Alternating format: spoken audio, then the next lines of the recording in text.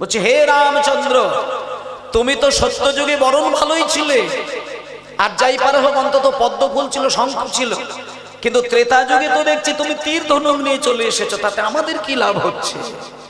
তখন রামচন্দ্র বলছেন দাঁড়াও দাঁড়াও, আমি তীর ধনুক ধরেছি তোমাদের জন্য নয়, আমি তীর ধনুক ধরেছি ভক্তদের জন্য নয়, আমি তীর ধনুক ধরেছি ভদ্রলোকের জন্য নয়, আমি তীর ধনুক ধরেছি দুষ্টের দমন আর সৃষ্টের পালন করার জন্য। তবে খুব ভালো কথা, রামচন্দ্র দুষ্ট লোককে দমন করবে আর যারা সৃষ্টি করে তাদেরকে উনি বাঁচিয়ে রাখবেন, এটা ওনার প্রতিজ্ঞা। কিন্তু আমি মায়েদেরকে একটা কথা বলবো, রামায়ণ মহাভারত আপনারা খুব ভালো জানেন, শোনেন, বোঝেন। যখন বালিবধ হলো, আপনারা বলুন বালিবধের কোনো যুক্তিপূর্ণ কারণ ছিল কি? রামচন্দ্র যখন বিনা কারণে বালিকে বধ করে দিল, সেই বালিবধের কোনো যুক্তিপূর্ণ ভাবে কোনো কারণ ছিল না। তাহলে বিনা কারণে যে ভগবান বালিকে বধ করে দিতে পারে, ওই বালির জায়গায় যদি আমি বসে থাকতাম আমাকেও তো উড়িয়ে দিত। তাহলে তুমি কি ভালো কাজটা করলে? তুমি যে বললে দুষ্টের দমন সৃষ্টির পালন করার জন্য তুমি তীর ধনুক ধরেছো, তাহলে বিনা কারণে তুমি তো বালিকে মেরে দিলে। তখন রামচন্দ্র বললেন, রাম অদি অবতারে ক্রোধে নানা অস্ত্র ধরে অসুরের করেছি সংহার, কোন অস্ত্র না ধরিব প্রাণে, কারো না মারিব, চিত্ত শুদ্ধ করিব সবার।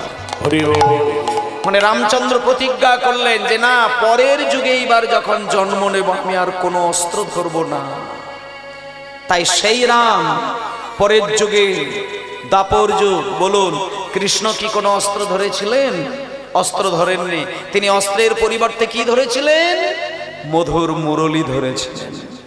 যখন এইবার ভগবান বাঁশি ধরা শুরু করলো, তখন জগবাসী এইবার পাগল হতে শুরু করলো।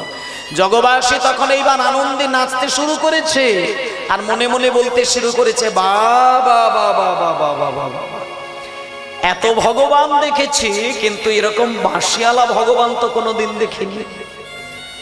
আমি চক্রধারী ভগবান দেখেছি, কুঠার হাতে ভগবান দেখেছি, তীর ধনুক ধরা ভগবান দেখেছি, কিন্তু এরকম বাঁশিওয়ালা তো ভগবান দেখিনি। এমন বাঁশি বাজায় বাঁশির সুরে মন দুলিয়ে দেয়। এইবার আমরা ভগবানকে ছেলের মতন করে ভালোবাসবো, মায়ের মতন করে ভালোবাসবো, বাবার মতন করে ভালোবাসবো, প্রেমিক প্রেমিকার মতন করে ভালোবাসবো, বন্ধুর মতন করে ভালোবাসবো।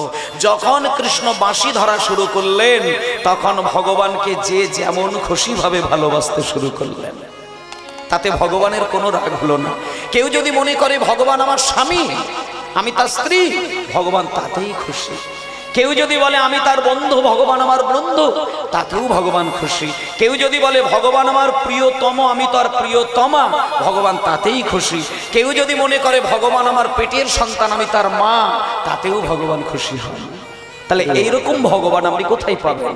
তিনি হলেন ছোট্ট কৃষ্ণ গোপাল। কেউ মায়ের, কেউ বাৎসল্য, কেউ মধুর, কেউ সখা, কেউ শান্তরস। পঞ্চরসে ভগবানকে সেবা দেন। কেন না? ভগবানের হাতে ওই যে বাঁশি ছিল। তাহলে একটা জিনিস প্রমাণ হলো মায়েরা, হাতে অস্ত্র থাকে লোকের ভালোবাসা নেই, আর হাতে অস্ত্র নেই লোকের ভালোবাসা আছে। মানে তুমি অস্ত্র ধরে কোনোদিন মানুষের মন কেড়ে নিতে পারবে না, এটাই ভগবান প্রমাণ করে দিলেন।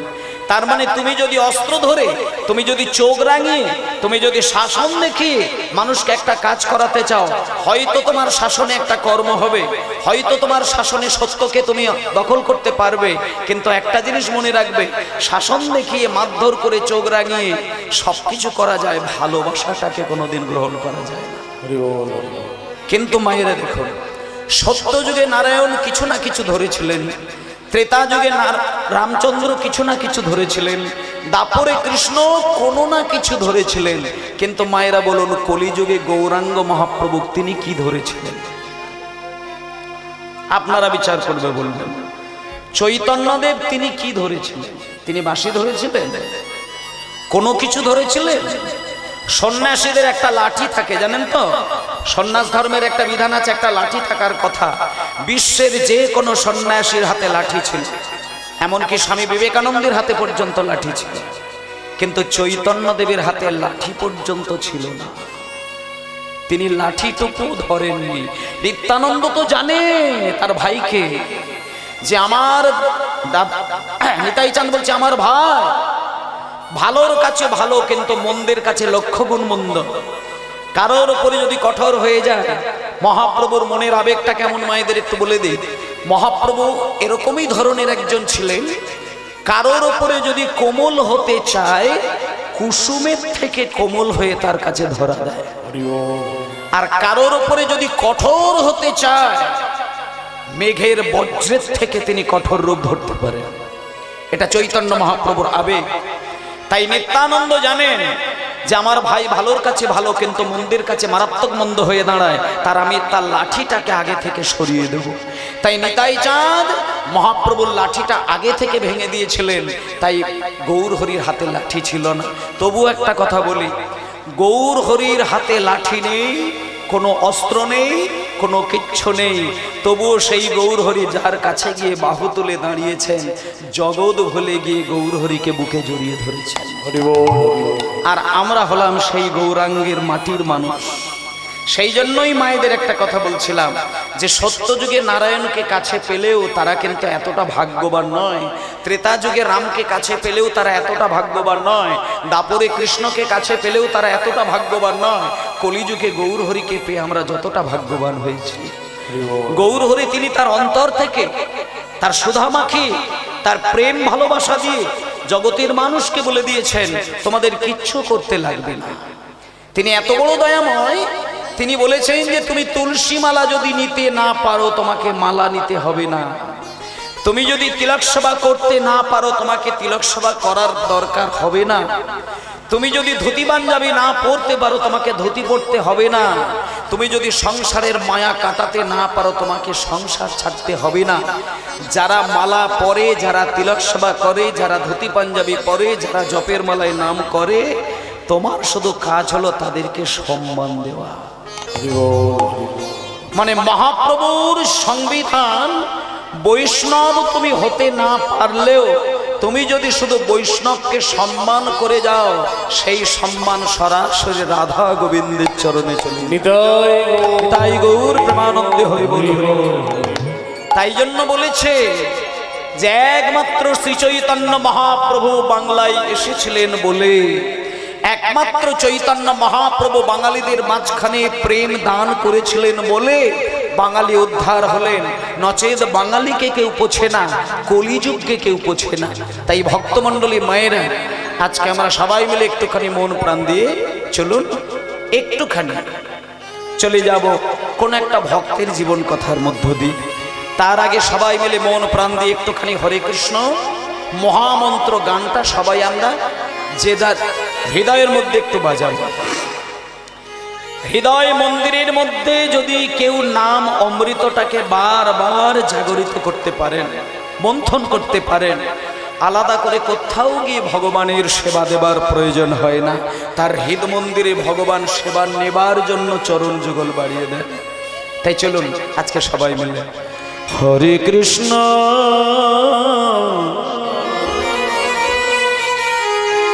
হরে কৃষ্ণ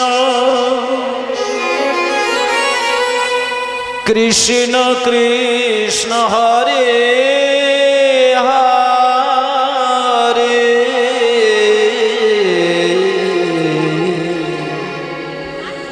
হরে রাম হরে রাম রাম রাম হরে হরে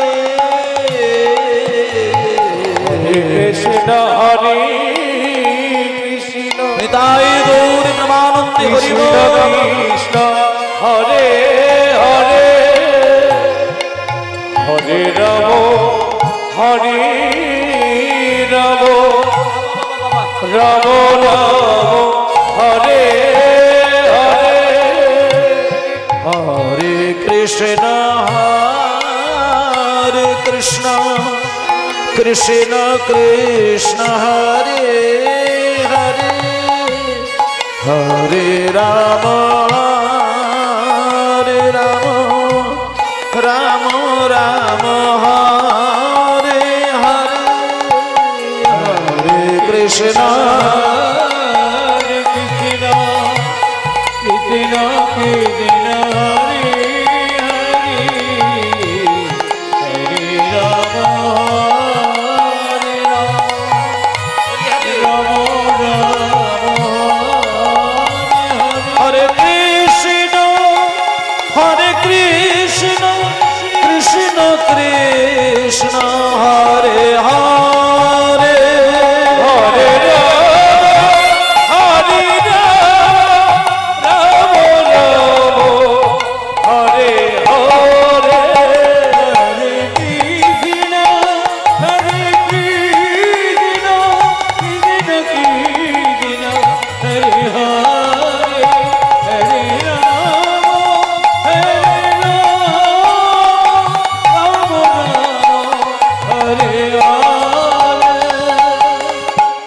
हरे कृष्ण हरे कृष्ण कृष्ण कृष्ण हरे हरे हरे राम राम राम हरे हरे हरि हरि हरि हरि कृष्ण हरे कृष्ण कृष्ण हरे हरे हरे राम हरे राम राम राम हरे हरे हरे कृष्ण बोली हरि कृष्ण कृष्ण हरे हरे हरे राम राम हरे हरे कृष्ण महामंत्र रिबाबটা একটু কম থাকলে ভালো হয় বাবা রিবাবটা আরো কমিয়ে দিলে হয় মনিটরটা শুধু একটু বাড়বে রিবাবটা কম জয় নিতাই হরে কৃষ্ণ মহামন্ত্র নামের মধ্য দিয়ে আমরা আমাদের চিত্তটাকে শুদ্ধ করলাম কারণ কলিযুগে এই নাম ছাড়া কিন্তু মানুষের কোনো গতি নেই আপনি যাই করেন আর নাই করেন আপনাকে একটা জিনিস মাথায় চিন্তা করতেই হবে এই কলিযুগের মানুষের কাছে নামের অমৃত সাগরে যদি একবার নিজেকে স্নান করানো না যায় তাতে মানুষের কোনো গতি হয় না তবে বৈষ্ণবী আভরণ আপনি নাও ধরতে পারেন মানে মালা পরলেই যে ভক্ত হওয়া যায় ঘরে মন্দির বানাতে জানলেই যে ভগবানকে রেখে দেওয়া যায় এরকম কোনো কথা নেই অন্তরে ভক্তি থাকবে আবেগ থাকবে প্রেম থাকবে ভালোবাসা থাকবে কীর্তন গানের মূল কথা কিন্তু এটাই কীর্তন গানের বাসর হচ্ছে ভক্তের সঙ্গে ভগবানের একটা মহামিলন যেমনই আপনারা বসে আছেন হরিনাম শোনার জন্য এটা আপনাদের বাড়ির মধ্যে সেই কালচার বা সেই প্রথা ছিল তাই আপনারা কীর্তন শুনতে বসেছেন সবার বাড়িতে কিন্তু হরিনাম শোনার চল নেই সব বাড়িতে এরকম ধরনের শিক্ষা দেওয়া হয় না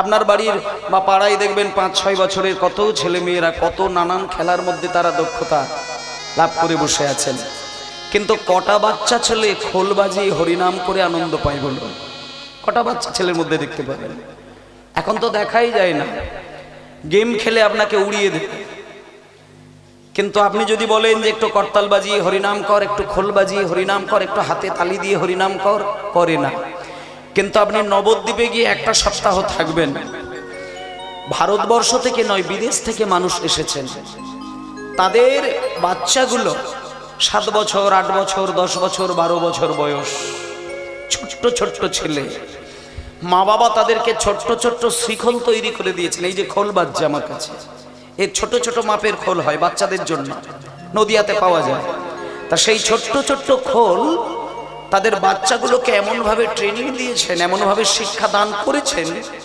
যে সেই বাচ্চাগুলো তাদের নিজের আবেগ থেকে নিজ ইচ্ছায় খোল কোলের উপরে তুলে নিয়ে দুহাত ভরে খোল বাজাচ্ছে মধুর সুরে তারা গৌর হরির নাম গাইছে সবথেকে বড় কথা যে ওই বাচ্চাগুলো গান গাইছে তাদের চোখ ছলছল করছে চোখ থেকে ফোঁটা ফোঁটা জল গড়িয়ে পড়ছে।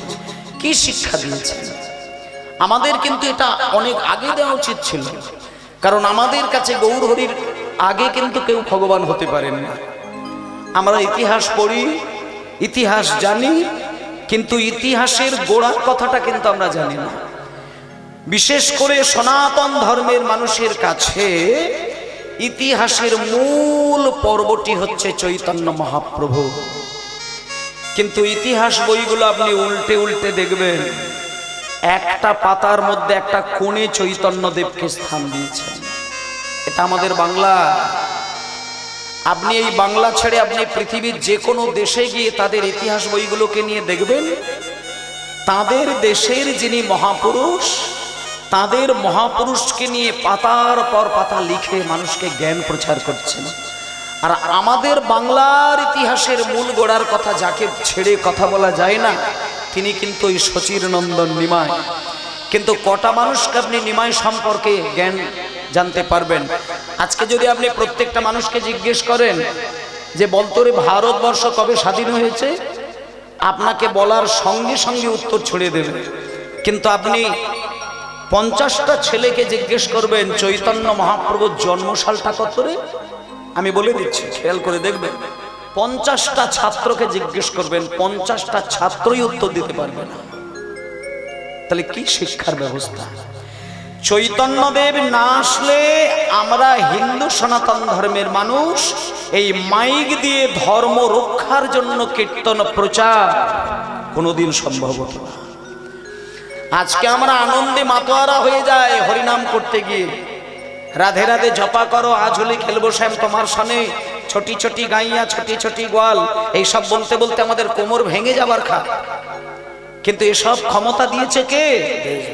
মন্দিরের ভেতরে ঝাঁঝ ঘন্টা বাজিয়ে গৌর হরির আরতি করার শক্তি দিয়েছেন কে? মা কালীর মন্দিরে গিয়ে ঢং ঢং করে মা কালীর পুজো করার ক্ষমতা দান করেছেন কে? এইগুলো খোঁজ নেবে।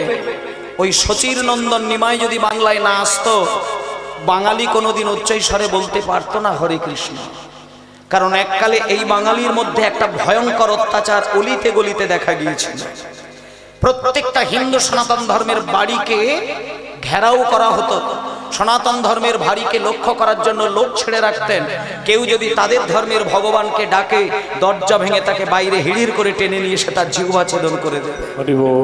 এই অত্যাচার মানুষ ভুলে গিয়েছে।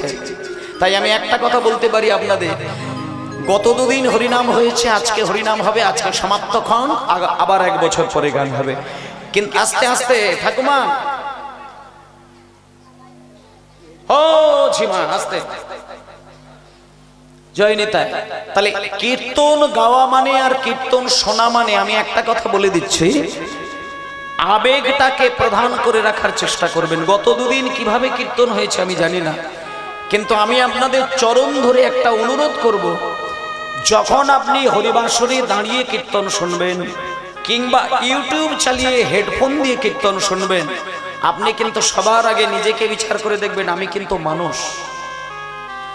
সব থেকে বড় কথা, আমার 2টো হাত আছে, 2টো পা আছে, 2টো চোখ আছে, 2টো কান আছে, নাকের ছিদ্র আছে, আর সবার থেকে বড় কথা হচ্ছে আমার বুদ্ধি দান করেছেন ভগবান। তাহলে ভগবান আমাকে বুদ্ধি দিয়েছে, আমাকে বিচক্ষণতার শক্তি দিয়েছে, আমাকে বিচার ক্ষমতার বোধজ্ঞান দিয়েছে। তাই আমি যখন কীর্তন শুনবো, আমি যেন অমানুষের মতো কীর্তন শুনতে না বসি। মানে কীর্তনের বিচার বুদ্ধিকে যদি হারিয়ে কেউ কীর্তন শোনে, তাকে আপনি সনাতনী বলবেন কি করে? আজকালকার দিনে ইউটিউবে কীর্তন শুনলে তো কান পাতা যায় না। 2টো মানুষের জন্য এখন কীর্তন গান আর হচ্ছে না, সবার জন্য কীর্তন হচ্ছে। 2 ধরনের মানুষের জন্য কীর্তন আর গাওয়া হয়নি। 1 নম্বর হচ্ছে যারা গভীর ভদ্র, যারা 100% ভদ্রলোক, তাদের জন্য আর হরিনাম হচ্ছে না। আর যারা গভীর ভক্ত লোক, তাদের জন্য হরিনাম হচ্ছে। যাদের ভেতরে কৃষ্ণ ভক্তি আছে, যারা কৃষ্ণ বলতে কাঁদে, তারা হরিবাসরে আর বসতে পারে না। আর যারা ভক্ত নয় কিন্তু ভদ্রলোক, তারাও হরিনামের আসরে বসতে পারবে না। এমন হরিনামের প্রচার চলছে। তাই জন্য আমি একটা কথাই বলতে চাই, আমি অন্য কোনো কথা বলবো না, শুধু একটা কথা আপনাদেরকে আমি বলতে চাইছি, হরিনাম শুনতে গেলে বিচার বুদ্ধিটাকে পরিষ্কার রেখে হরিনাম শুনবেন, তাতে আপনি ভগবানকে সম্মান দিতে পারবেন। ভগবানের কথা শুনবেন অথচ আপনি নিজের বিচার বুদ্ধিকে পশুর স্তরে পৌঁছে দেবেন, তাতে আপনি ভগবানের সেবায় লাগবেন না। তারপরে আপনি মন্দির তৈরি করে জপের মালায় নাম করে তিলক সেবা করে আপনি যাই করেন, আপনি জানবেন ওই সেবা আপনার ভগবানের সেবায় লাগবে না। বিচার বুদ্ধিটাকে পরিষ্কার করতে হবে। জয় নিতাই। আজকে চলুন আজকের কীর্তন, যেটা সব থেকে বড় কথা, হরিনামের আসরে বসে মানুষের সব থেকে বড় লক্ষ্য থাকবে তার শুদ্ধ চিন্তা, শুদ্ধ আবেগ, শুদ্ধ আচরণ। এই তিনটে জিনিস যদি মানুষ তার নিজের ক্ষমতার মধ্যে রাখতে পারে, সংসারে তার কোনোদিন অশান্তি হতে পারে না। এটা আমি 100% গ্যারেন্টি দিয়ে দিলাম। যার চিন্তাটা মিষ্টি হয়, যার চিন্তা সুমিষ্ট হয়, তার আবেগ কিন্তু ভারী মিষ্টি হয়।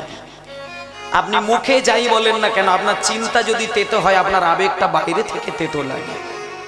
আপনি মিষ্টি কথা বললেও সেটা মিষ্টি হবে না, আপনার আবেগ যদি তেতো থাকে। আর আপনি যদি 24টা ঘন্টা আপনার চিন্তাটাকে শুদ্ধ চিন্তার মধ্যে রাখতে পারেন, কাউকে বোঝাতে হবে না, আপনাকে দেখলেই বোঝা যাবে আপনি ভারী মিষ্টিভাবে দিন কাটাচ্ছেন। আর আপনার আবেগ যদি মিষ্টি হয়, আপনার আচরণ কিন্তু সবার প্রতি খুব মিষ্টতা লাভ করবে। আপনার চিন্তা, আপনার আবেগ আর আপনার আচরণ, এই তিনটে জিনিস যদি সুমিষ্ট হয়ে থাকে, আপনি প্রমাণ নিয়ে দেখবেন আপনার সংসার, আপনার আত্মীয় স্বজন, আপনার পাড়া প্রতিবেশী, আপনার গ্রাম আপনাকে সসম্মানে অভ্যর্থনা করবে। যেটা মহাপ্রভু দেখিয়েছিলেন জগতের মানুষকে। মহাপ্রভুকে মারার জন্য মাঝে মধ্যেই, কিন্তু একটা কথা বলি, চৈতন্যদেবকে মারার জন্য মাঝে মধ্যেই পাড়া থেকে অনেক লোক লাঠি সোঁটা নিয়ে বাড়িতে আসতেন। নিমাই যে সব দিক থেকে পরিষ্কার ছিল তা না, অনেক মায়েরা মন্দিরে গিয়ে ডালা জমা দিয়ে চলে আসতেন বাড়িতে, ব্রাহ্মণ এলে পুজোয় যাবেন। আপনারা অনেক সময় করেন না, মা কালী মন্দিরে গিয়ে ডালা সাজিয়ে রেখে দিয়ে আসেন, যখন ব্রাহ্মণ আসে তখন আপনারা যান। এইরকম নবদ্বীপ ধামে ঠাকুর ঘরে অনেক মায়েরা ডালা সাজিয়ে রেখে দরজা বন্ধ করে আসতেন, আর ওই নিমাই গিয়ে সমস্ত ডালাকে সব মাখিয়ে এক জায়গায় করে তজনজ করে দিয়ে ঘরে চলে আসতেন। নিমাই এত দুষ্ট ছিলেন, নদিয়ার বহু মানুষ বারবার নিমাইকে মারার জন্য লাঠি সোঁটা নিয়ে লাইন দিয়েছিলেন সচিমায়ের দ্বারে। কিন্তু সচিমা যখন কাঁদতে কাঁদতে এসে গ্রামবাসীদের সামনে দাঁড়ায়, ছোট্ট নিমাই সচিমায়ের পিছনে দাঁড়িয়ে মুখটা বাড়িয়ে দু চোখ ভরা জল নিয়ে তাকিয়ে থাকেন। আর নিমাইয়ের চোখে যখন জল ভরা থাকে, এটা যখন পাড়া সমাজের মানুষ দেখতে পায়, তখন সচিমাকে সরিয়ে দিয়ে লাঠি সোঁটা ফেলে দিয়ে যারা মারার জন্য এগিয়ে গিয়েছিলেন, তারা নিমাইকে বুকের মাঝখানে জড়িয়ে ধরে আদর করে। এ হলো সেই নিমাই, যার আবেগ ভারী মিষ্টি, যার চিন্তা ভারী সুমিষ্ট, যার আচরণ মধুর থেকে মধুর, যাকে দেখলে পরে মানুষ মারার জন্য গেলেও তাকে কাছে পেলে মারতে পারে না, তাকে কাছে পাওয়া মাত্র দুটি বাহু ধরে তাকে বুকে জড়িয়ে নিতেন। তাই সেই চৈতন্য মহাপ্রভু, তিনি সকল যুগের অবতারের শ্রেষ্ঠ অবতার, যাকে গোরা অবতার বলতেন। তাই সেই নিমাই কলিযুগের ভগবান, প্রাণের ঠাকুর, প্রেমের ঠাকুর। আর তিনি আমাদের জন্য প্রাণের সম্পদ, প্রেমের সম্পদ অমৃত দিয়ে দিয়েছিলেন হরে কৃষ্ণ মহামন্ত্র নাম সুধার মধ্য দিয়ে। আজকে আপনারা অবশ্যই হরিনাম অমৃতে ডুব দিয়েছেন, কিন্তু এমন একজন ভক্তের ঘটা কথা বলবো বা শুনবো, তিনি জীবনে কোনোদিন জন্ম থেকে ভগবানকে মানতেন না, ভগবানকে বিশ্বাস করতেন না। তিনি কে? নদিয়া জেলার মাঝে কৃষ্ণনগর ধাম,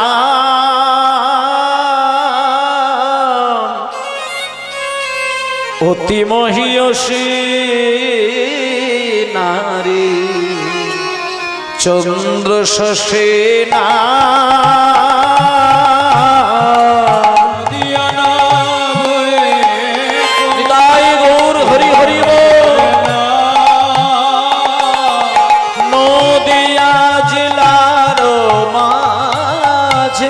কৃষ্ণনগর ধাম,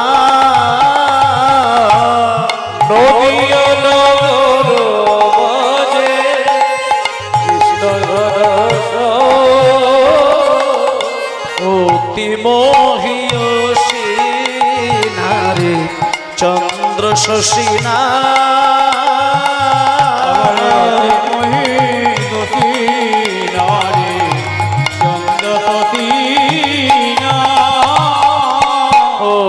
মহিয়সী নারী চন্দ্র শশী না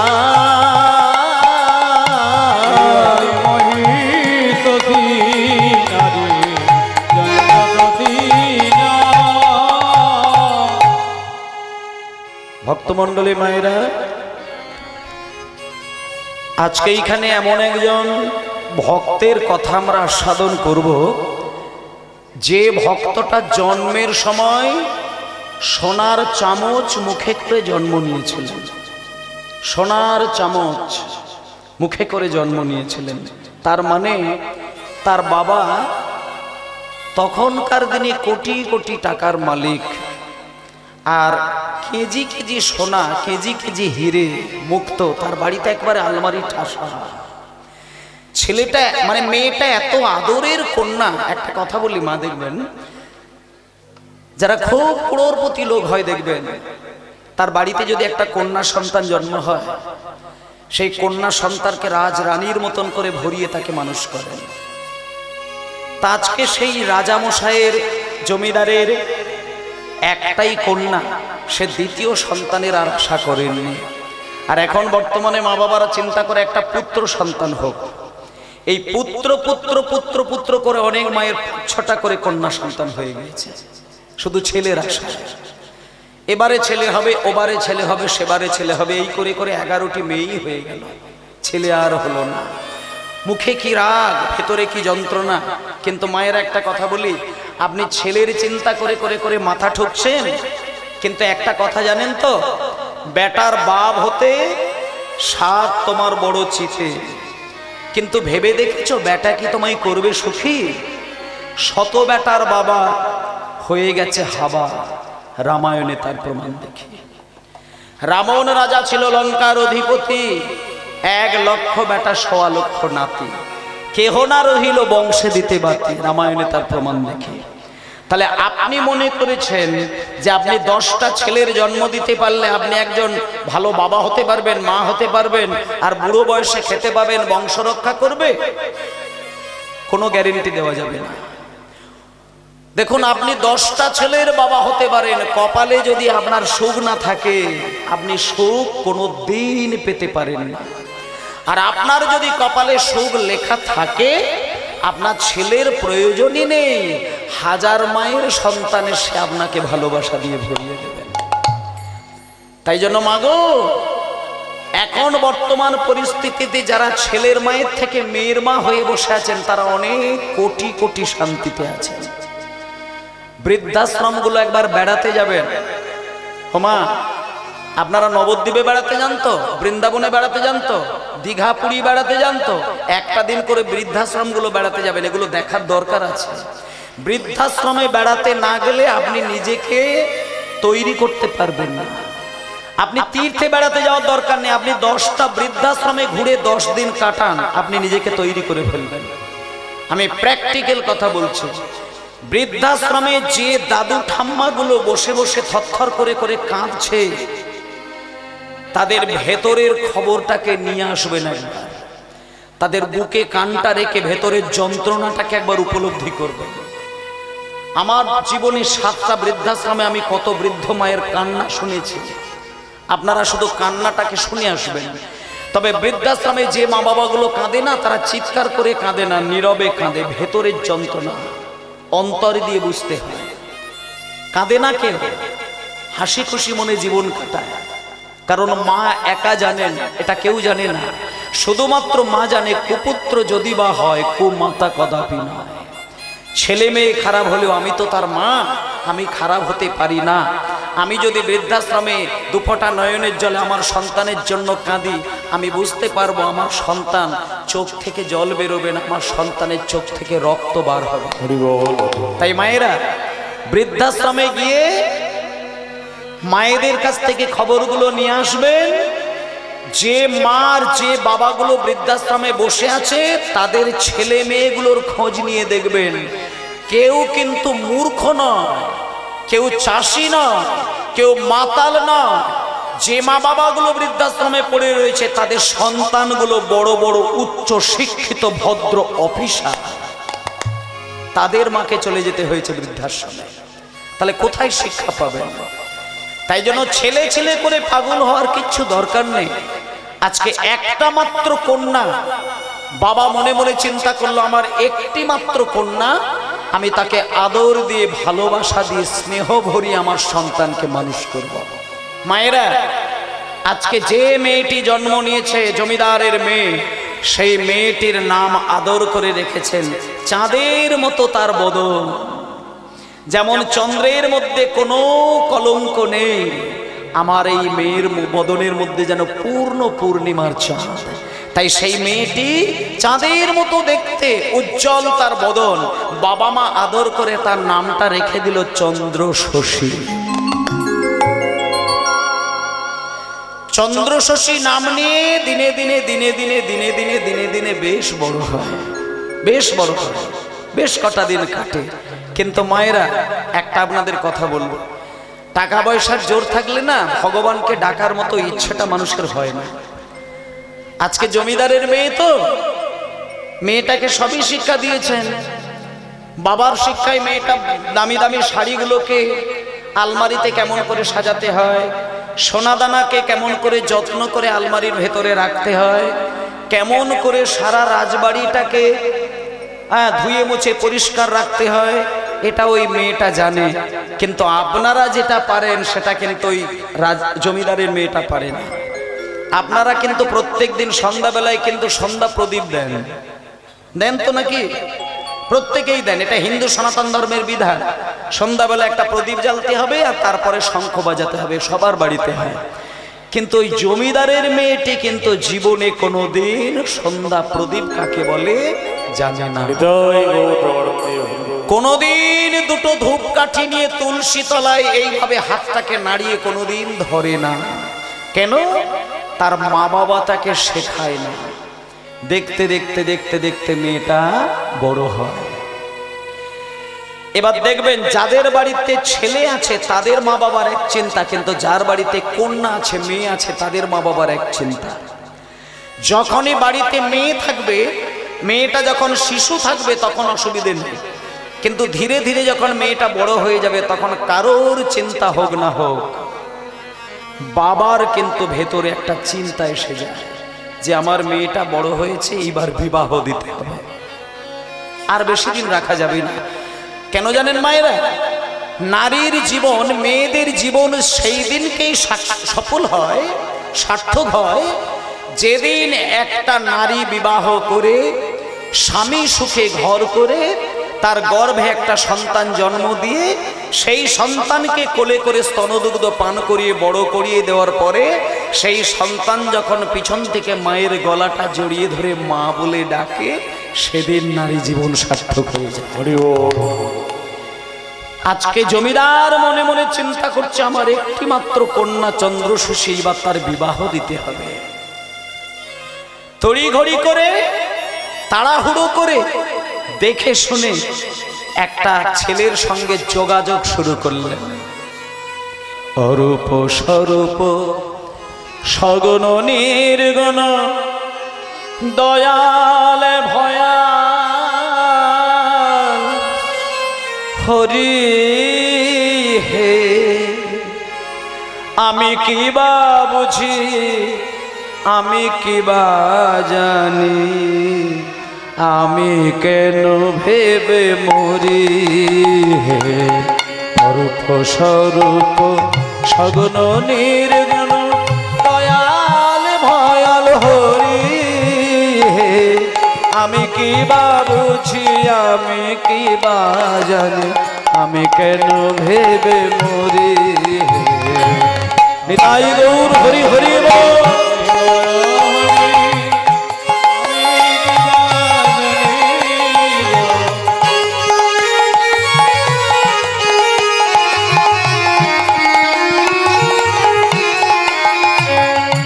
অরূপ স্বরূপ সগুণ নির্গুণ দয়াল ভয়াল হরি হে, আমি কি বা বুঝি, আমি কি বা জানি আমি কেন ভেবে মরি হে।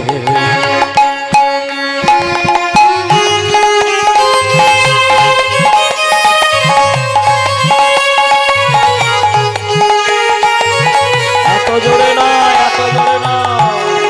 ও কাকা,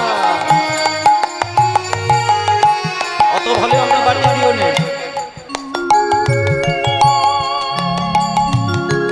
কি রূপে এসেছি কেমনে বাজাবো তা ভাবিয়ে কেন জীবন কাটাবো। তুমি আনিয়াছো তোমারে পাবো এই শুধু মনে করি হে।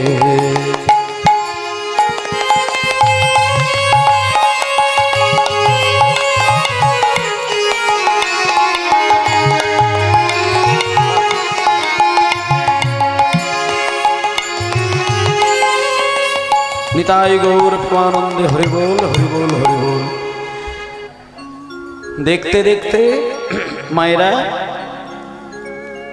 দেখতে দেখতে মেয়েটা যখন বড় হয়েছে, বাবা একটা তড়িঘড়ি করে একটা পাত্রের সঙ্গে বিবাহের যোগাযোগ করল এবং যে ছেলেটির সাথে জমিদার তার নিজের মেয়ের সাথে বিবাহ দেবে বলে চিন্তা করলেন, সেই ছেলেটার ঠিকানাটা আপনাদের বলে দিই। আপনারা যদি কোনোদিন নদিয়া জেলায় যান, নদিয়া জেলার কৃষ্ণনগর খুব নামকরা জায়গা, কৃষ্ণনগরের একটা জমিদারের পুত্র, তার সঙ্গে বাবা ঠিক করলো তার কন্যার বিবাহ দেবেন। তার কারণটা বলে দিই।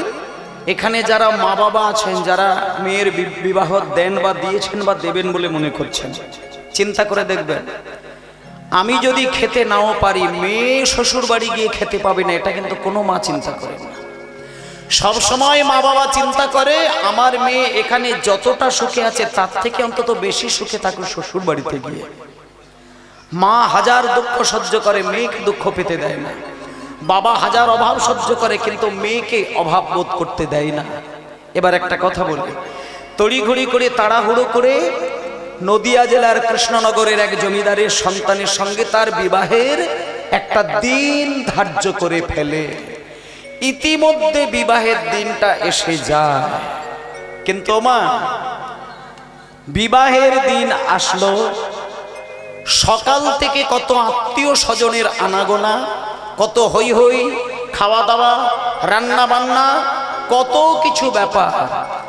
রাত্রিটা বিবাহের মধ্যে আনন্দ করে কেটে গেল। কিন্তু মায়েরা, যাদের বাড়িতে বিয়ে হয়েছে মেয়েদের, সারা রাত্রির যতটা আনন্দে কাটে, সকাল বেলাটা তার থেকে সব থেকে বেশি বিরহের সময় কাটে। সকাল বেলায় যখন মেয়ে স্বামীর সঙ্গে শ্বশুর বাড়ি চলে যায়, বাড়ির মেয়েগুলোর পরিস্থিতি দেখবেন, চিন্তা করে দেখবেন, বাড়ির ছেলেরা না বাবাকে ভালোবাসেন, কিন্তু বাবার থেকে ছেলেগুলোর একটু খেয়াল করে দেখবেন মায়ের প্রতি টানটা একটু হলেও বেশি থাকে।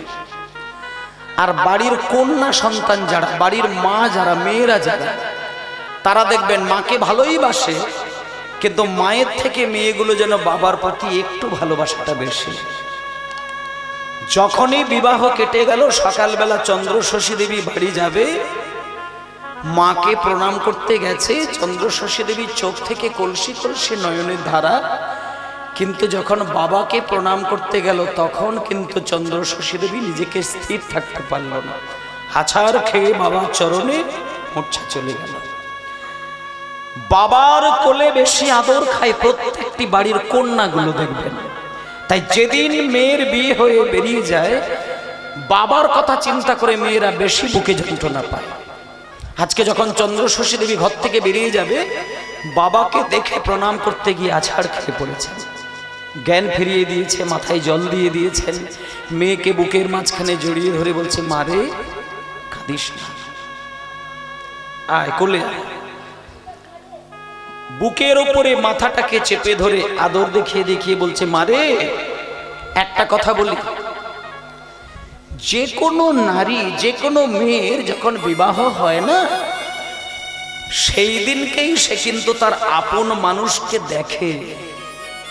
আর মেয়েরা যখন জন্ম হয়, সে সেদিন পরের ঘরে জন্ম হয়।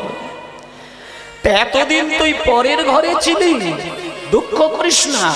এখন তোর আপনজন তোর হাত ধরে আপন বাড়িতে নিয়ে যেতে এসেছে, চলে যা, কাঁদিস না, কাঁদিস না। আমাদের জন্য তোকে কাঁদতে হবে না, কোনো দুঃখ পেতে হবে না। তবে একটা কথা বলি না, যদি কোনোদিন তুই দুঃখ কষ্টের মধ্যে পড়িস, আমি তোর বাবা, আমি তোকে ভালোবেসে মানুষ করেছি। যদি কোনোদিন তোর অভাব, কোনো দুঃখ, কোনো যন্ত্রণা, কোনো জ্বালা হয়, একবার খানি আমাকে খবর দিবি, আমি তোর কাছে গিয়ে দেখা দিয়ে আসবো। চন্দ্রশশী দেবী বেরিয়ে গেলেন। মায়েরা বেরিয়ে গেল। কয়েক ঘন্টা পর নিজের বাড়িতে উঠল। যখন স্বামীর বাড়ির দরজা খুলে ঘরের মধ্যে প্রবেশ করছে, চন্দ্রশশী দেবীর তৎক্ষণাৎ মনের মধ্যে একটু আনন্দ আসলো। কেন জানেন? বাবার বাড়িতে যতটা সুন্দর, তার থেকে স্বামীর বাড়ি আরো অনেক বেশি সুন্দর। মনে মনে চিন্তা করলো, যাক, আমার স্বামীর ঘরটাও খুব সুন্দর। স্বামীর বাড়ি মানেই তো আমার বাড়ি, আজ থেকে আমার বাড়িকে নিজ হাতে পরিষ্কার করব। ও মায়েরা, সকালবেলা উঠে সারা ঘর পরিষ্কার করে, শাড়িগুলোকে গুছিয়ে গুছিয়ে আলমারিতে রাখে, সোনাদানাগুলোকে খুলে আলমারিতে রাখে। স্বামী সেবা করে, স্বামীকে ভালোবাসেন। দিনে দিনে দিনে দিনে দেখতে দেখতে বেশ কটা মাস কেটে যায়। ধীরে ধীরে মা বাবার প্রতি টানটা একটুখানি কমে আসে। এবার চন্দ্রশশী দেবী পরিপূর্ণ স্বামীর প্রতি ভালোবাসা এসে যায়। দেখবে, যে কোনো মেয়ে বিয়ের প্রথম প্রথম কয়েকটা দিন মা বাবার জন্য, বাপের বাড়ির জন্য কাঁদে, কিন্তু কটা মাস কাটার পরে ধীরে ধীরে ঠিক সেট হয়ে যায়। তারপরে ঠিক তার নিজের বাড়ির প্রতি মায়া এসে যায়। আজকে যখন দেখতে দেখতে মাত্র কটা দিন কাটলো, কটা দিন স্বামী সুখে ঘর করলো, কিন্তু মায়েরা, চন্দ্রশশী দেবী মাত্র কটা মাস কেটেছে, কপালটা ভালো না। স্বামীর প্রতি ভালোবাসা এসেছে, বাড়ির প্রতি ভালোবাসা এসেছে, সংসারটাকে নিজের মতন করে সাজাতে শিখেছেন, কিন্তু কপাল ভালো নয়। বিবাহের কটা মাস পরে স্বামী দেবতাকে হারিয়ে ফেললেন। চন্দ্রশশী দেবীর স্বামী মারা গেল। সঙ্গে সঙ্গে ওই ছোট্ট মেয়েটি কেঁদে উঠল, মা,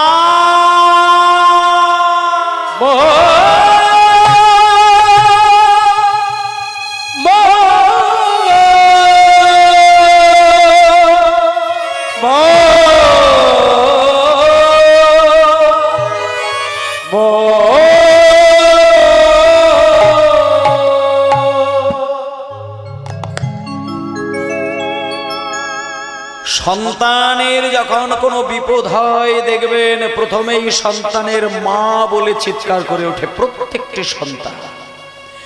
যখনই কোনো ছেলে মেয়ে বিপদে পড়ে, তখন মায়ের কথা মনে পড়ে। আর মায়ের কথা মনে পড়া মাত্রই দেখবেন মায়ের বুকের উপর একটা যন্ত্রণা শুরু হয়। ও মায়েরা, সন্তান যদি বিদেশে থাকে আর কোনো মা বাবা যদি দেশের বাড়িতে থাকে, এগুলো প্র্যাকটিক্যাল, খেয়াল করে দেখবেন। বিদেশে সন্তানের যদি কোনো যন্ত্রণা হয়, দুঃখ হয়, মা বাবা ঘুমিয়ে ঘুমিয়ে কিন্তু বুঝতে পারে। আজকে যখনই চন্দ্রশশী দেবী স্বামী দেবতাকে হারিয়ে ফেলেছে, চিৎকার করে কাঁদছে, বাড়িতে চন্দ্রশশী দেবীর মা বুঝতে পারলেন মেয়ের কোনো বিপদ হয়েছে, স্বামীকে পাঠালেন।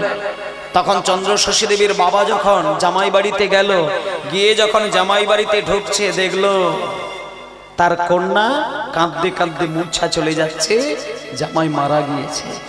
সঙ্গে সঙ্গে চন্দ্রশশী দেবীর কান্না সহ্য করতে না পেরে বাবা একটা কথা দিয়ে দিল, মারে, কাঁদিস না, কাঁদিস না, বুকে আয়, বুকে আয়। আমি তোকে কথা দিলাম, আমি তোকে কথা দিলাম, আমি তোর বাবা, আবার আমি তোর নূতন করে বিবাহের ব্যবস্থা করব, আবারও আমি এক জমিদারের সঙ্গে তোর বিয়ে দেবো, তুই কাঁদিস না, দুঃখ করিস না। সঙ্গে সঙ্গে চন্দ্রশশী দেবী হাত জোড় করে বললেন, বাবা, এ তুমি কি বলছো? আমি আবার বিবাহ করব? বাবা, আমি আমার হৃদয় সিংহাসনে যাকে আমি স্বামী দেবতা বলে বসিয়েছি, সেই সিংহাসনে তো আমি দ্বিতীয় কোনো পুরুষকে বসাতে পারবো না বাবা। আমার স্বামী মরে গিয়েছে, কিন্তু চোখ বন্ধ করলে যেন আমার হৃদয়ের মাঝে আমি সেই স্বামী দেবতাকে দেখতে পাই। আমি আর এই হৃদয়ে কোনো দ্বিতীয় পুরুষকে আমি বসাবো না, আমি বিবাহ করব না। আমি স্বামীকে স্বামী বলে মনে করি না, আমি স্বামীকে স্বামী দেবতা বলে মনে করি।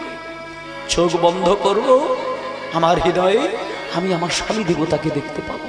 আমি কোনো পুরুষকে বিবাহ করব না। আমার এই স্বামী, এই জগৎপতি, এই দেবতা, এই আমার সব, আমি বিবাহ করব না। দেখতে দেখতে চন্দ্রশশী দেবী আর বিবাহ করবেন না, তিনি প্রতিশ্রুতিবদ্ধ হয়ে গেলেন, আর বিবাহ করলেন না। ইতিমধ্যে কয়েকটা দিন পরে শ্রাদ্ধের ব্যবস্থা করলেন।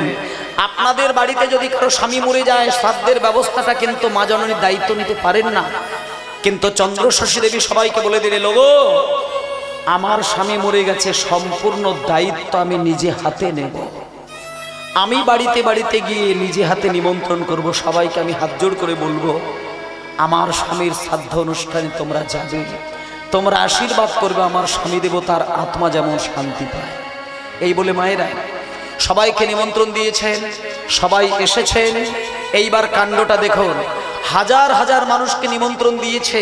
ইতিমধ্যে শ্রাদ্ধের দিন শুরু হয়ে গিয়েছে, সবাই এসেছেন খাওয়া দাওয়া করবেন বলে, ব্রাহ্মণ এসে গিয়েছেন, শ্রাদ্ধযজ্ঞ শুরু হয়ে গিয়েছে। এমন অবস্থায় প্রভাতকালে একদল বৈষ্ণব তারা চন্দ্রশশী দেবীর কাছে এসে ভজ গৌরাঙ্গ লহ গৌরাঙ্গ কহ গৌরাঙ্গের নাম রে, হরি হরি গৌরাঙ্গ লহ গৌরাঙ্গ কহ গৌরাঙ্গের নাম রে, ভজ গৌরাঙ্গ লহ গৌরাঙ্গ কহ গৌরাঙ্গের নাম রে, ভজ গৌরাঙ্গ লহ গৌরাঙ্গ কহ গৌরাঙ্গের নাম রে, যে জানা গৌরাঙ্গ ভজে সে হায় আমার প্রাণ রে, যে জগৎ ভজে সে হায় আমার প্রাণ রে, আর যে জানা গৌরাঙ্গ ভজে সে হায় আমার প্রাণ রে,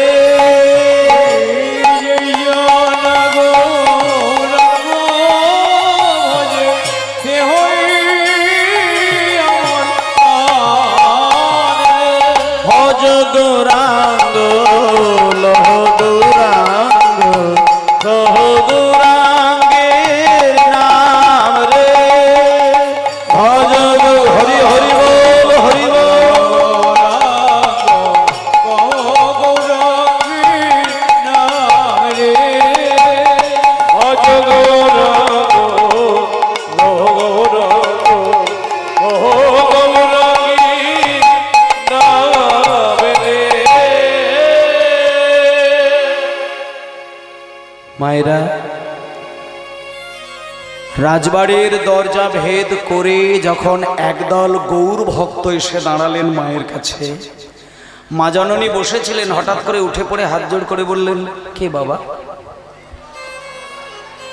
তোমরা এই রাজবাড়িতে? আস্তে আস্তে, রাজবাড়িতে ও আস্তে, কথা নয় কথা নয় কথা নয়, প্রকৃতির বিধান যেটা হবে সেটা হবে, কিন্তু ওটা নিয়ে ভাবার দরকার নেই। বৃষ্টি হবে না, ছেড়ে দেন, যতক্ষণ কীর্তন হবে ততক্ষণ বৃষ্টি হবে না, চিন্তা করতে হবে না। একবারে কীর্তনের পরে বৃষ্টি হবে, এর আগে হবে না। অতএব মন দিয়ে শুনুন, চিন্তা করতে হবে না। রাজবাড়ির দরজা ভেদ করে যখন বৈষ্ণবগণ পৌঁছে গেলেন, তখন চন্দ্রশশী দেবী একটু চমকে উঠলেন। চন্দ্রশশী দেবী দুপা এগিয়ে গিয়ে বলছে, কে বাবা আপনারা? আপনাদেরকে তো আমি ঠিক চিনতে পারছি না। হোমা, আপনি আমাদেরকে চিনতে পারবেন না, আমরা পাশের গ্রামের একদল বৈষ্ণব সম্প্রদায়, আমরা গৌর ভক্ত, নিত্যানন্দের ভক্তগণ। তা বাবা তোমরা এসেছো কেন? বলছি আমরা এসেছি এই কারণে, আমরা শুনলাম যে আপনার স্বামী দেবতার শ্রাদ্ধ অনুষ্ঠানে 1000 মানুষকে নিমন্ত্রণ দিয়েছেন, কিন্তু মা আপনি আপনার স্বামী দেবতাকে বড় ভালোবাসেন। শ্রাদ্ধ অনুষ্ঠানে শুনেছি আপনি 1000 মানুষকে খাবার খাওয়াবেন, কিন্তু আপনি যতই 1000 মানুষকে সেবা দেন না কেন, আপনার স্বামীর আত্মা কিন্তু ওইগুলোতে শান্তি পাবে না। আপনার স্বামীর আত্মা যদি আপনাকে পাবার জন্য বাসনা করতেই হয়, তাহলে আমরা একটা কথা বলবো মা, আপনি এই তো শ্রাদ্ধ করছেন, ব্রাহ্মণ এসেছেন, লোকজনের খাওয়া দাওয়া তো করাবেন, কিন্তু সেই ফাঁকে আপনি একটা কর্ম যদি না করেন, তাতে কিন্তু আপনার স্বামীর আত্মা কিন্তু শান্তি পাবে না মা। যখনই বলেছে একটা কাজ না করলে স্বামীর আত্মা শান্তি পাবে না, তখন চন্দ্রশশী দেবী বলছে বাবা কি কাজটা না করলে আমার স্বামীর আত্মা শান্তি পাবে না? কি তোমরা বলো, যত টাকা লাগবে আমি এক্ষুনি ব্যবস্থা করব, বলো তোমরা কি বলতে চাও? সঙ্গে সঙ্গে গৌর ভক্তগণ বললেন মা আপনার স্বামীর আত্মা যদি শান্তি পেতেই হয়, এই শ্রাদ্ধ যজ্ঞের মাঝখানে আপনাকে একটু কীর্তন করাতে হবে। কি বললেন? কীর্তন। কীর্তন? চন্দ্রশশী দেবী বলছে কীর্তনটা কি জিনিস? ও মায়েরা, কীর্তন খায় না কীর্তন গায়ে মাখে না কীর্তন শোনে? আমি তো কীর্তন শব্দটা কই এর আগে কোনোদিন শুনি না। তখন এই গৌর ভক্তগণ বলছেন মা কীর্তন শোন না, কীর্তন মানে তো ভগবানের গান, ভগবানের গুণ কথা। আপনি কীর্তন জানেন না? তার মানে আপনার শ্রাদ্ধ অনুষ্ঠানের মাঝখানে যদি একটু খোল করতাল বাজিয়ে একটুখানি যদি ভগবানের নাম গান না করেন, আপনার স্বামীর আত্মা কোনোদিন শান্তি পেতে পারে না। ওই জন্য দেখবেন মায়েরা, আমাদের যেখানে যে কোনো বাড়ির শ্রাদ্ধ যজ্ঞে দেখবেন খোল করতাল বাজানো হয়, হরিনাম করা হয়, কিন্তু সেটাতে আমরা একটু গুরুত্ব কম দিয়ে থাকি, খাওয়া দাওয়াতে একটু বেশি গুরুত্ব দিয়ে থাকি। কিন্তু আপনাদের বলবো শ্রাদ্ধ যজ্ঞের মাঝখানে একটু হরিনাম অমৃতটাকে বেশি গুরুত্ব দিয়ে করবেন, কারণ ওটার ভিত্তিতে যিনি চলে গেছেন স্বর্গলোকে, তার আত্মার সম্পূর্ণ শান্তিটা কিন্তু নামের দ্বারা তৈরি হয়। এগুলো একটু বেশি করে গুরুত্ব দেওয়ার দরকার। তা আজকে চন্দ্রশশী দেবী যখনই শুনলেন কথাটা, সঙ্গে সঙ্গে বলেন বাবা যত টাকা লাগবে এক্ষুনি কীর্তনের ব্যবস্থা করো। আমার স্বামীর আত্মা শান্তি পাবে না, এটা হতেই পারে না। কীর্তনের ব্যবস্থা করো, স্টেজ বানাও, কীর্তনিয়াকে ডাকো, কীর্তনের ব্যবস্থা করো, যত টাকা লাগবে আমি টাকা দিয়ে দেব। সঙ্গে সঙ্গে তাড়াহুড়ো করে কীর্তনিয়াকে ডাকা হলো, মঞ্চ সাজানো হলো, 1000 মানুষকে নিমন্ত্রণ দেওয়া হলো। ইতিমধ্যে কীর্তন শুরু হয়ে গেল। যেমন এই যে আমরা কীর্তন গাইছি, প্রথমে সম্প্রদায় এলো, তারপরে আমি কিছুক্ষণ পরে এলাম। তা আজকে শ্রাদ্ধের মাঝখানে হরিনাম হচ্ছে।